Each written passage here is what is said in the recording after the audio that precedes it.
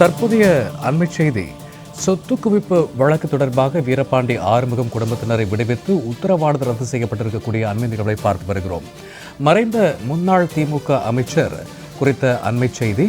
வழக்கில் குற்றச்சாட்டுகளை பதிவு செய்து விசாரணை மேற்கொள்ள சேலம் நீதிமன்றத்திற்கு உயர்நீதிமன்றம் தற்போது இந்த உத்தரவை பிறப்பித்திருக்கிறது. குறிப்பாக வீரபாண்டி ஆறுமுகம் குடும்பத்தினரை விடுவித்த உத்தரவு ரத்து என்று சொல்லப்பட்டிருக்கிறது நீதிமன்றத்தினுடைய தரப்பில்.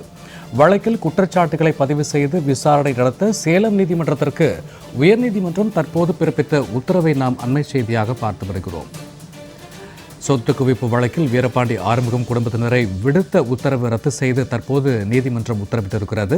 மறைந்த முன்னாள் திமுக அமைச்சர் வீரபாண்டி ஆறுமுகம் மீதான சொத்து குவிப்பு வழக்கில் இருந்து அவரது குடும்பத்தினரை விடுவித்த உத்தரவை ரத்து செய்திருக்கிறது உயர்நீதிமன்றம். இது குறித்த கூடுதல் விவரங்களோடு இணைகிறார் எமது செய்தியாளர் மகேஸ்வரி. வணக்கம் மகேஸ்வரி. தற்போது இது குறித்த நீதிமன்றத்தினுடைய உத்தரவு குறித்தான கூடுதல் விவரங்கள் மகேஸ்வரி.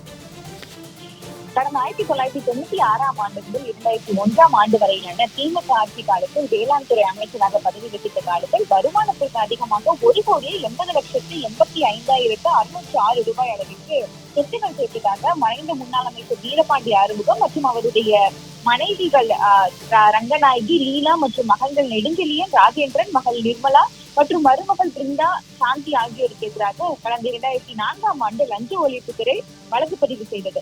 இந்த வழக்கில் இருந்து விடுவிக்க கோரி வீரபாண்டி ஆறுமுகம் உள்ளிட்டோர் தாக்கல் செய்த மனுக்களை விசாரித்த சேலம் நீதிமன்றம் அனைவரையுமே விடுவித்து கடந்த 2006 ஆண்டு உத்தரவு ஒன்றை பிறப்பிக்கிறார்கள். இந்த உத்தரவை எதிர்த்து தாக்கல் செய்யப்பட்ட மேல்முறையீட்டு வழக்குகள் என்பது சென்னை உயர்நீதிமன்றத்தில் நிலுவையில் இருந்த நிலையில் கடந்த 2012 ஆண்டு முன்னாள் அமைச்சர் வீரபாண்டி ஆறுமுகம் மரணமும் அடைந்தார்.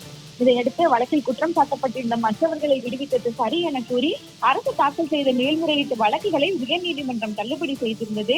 இந்த உத்தரவை எதிர்த்த வழக்கை விசாரித்த உச்சநீதிமன்றம் பிரதானமாக குற்றம் சாட்டப்பட்டவர் இறந்துவிட்டாலும் மற்றவர்கள் மீதான வழக்கை விசாரிக்கலாம் என கூறி வழக்கை மீண்டும் சென்னை உயர்நீதிமன்றத்திற்கு மாற்றி கடந்த 2017 ஆண்டு உத்தரவிடுகிறார்கள்.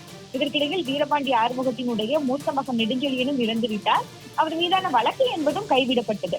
ஆனால் வீரபாண்டி ஆறுமுகத்தினுடைய மனைவிகள், மகள், மகன், மருமகள் விடுவிக்கப்பட்டதை எதிர்த்து மேல்முறையீட்டு வழக்குகளை விசாரித்த நீதியரசர் வேல்முருகன் லஞ்ச ஒழிப்புத்துறை வெறும் யூகத்தின் அடிப்படையில் வழக்கு பதிவு செய்யவில்லை என்றும் சொத்து நிதி பரிவர்த்தனைகள் குறித்த ஆவண ஆதாரங்களுடன் தான் வழக்கு பதிவு செய்துள்ளதாக கூறினார். சொத்துக்கள் தங்களுடைய சொந்த சம்பாத்தியம் என குற்றம் சாட்டப்பட்டவர்கள் தரப்பில் முன்வைக்கப்படும் வாதங்களை ஏற்க முடியாது என தெரிவித்த